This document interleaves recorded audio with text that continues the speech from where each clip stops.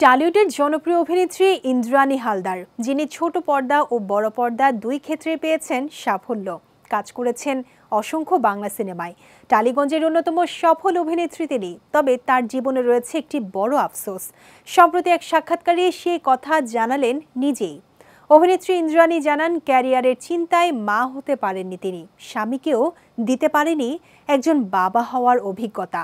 শুধু তাই নয়, সেই সাক্ষাৎকারে একজন স্ত্রী হিসেবে নিজেকে তুচ্ছ কিংবা ব্যর্থ হিসেবে তুলে ধরেন অভিনেত্রী।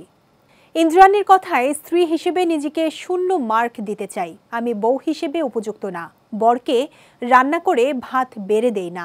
বর কলকাতার বাইরে থাকে, এখানে এলে আমি বলতে থাকি, এই আমি ভাত রেখে গেলাম, খেয়ে নিও, আমার দেরি হচ্ছে, আমি গেলাম।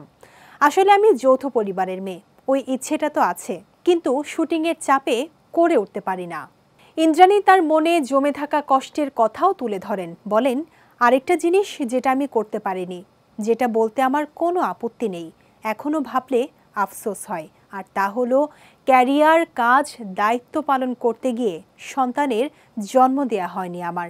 সেটা আমাদের দুজনের মধ্যে একটা বড় আফসোস।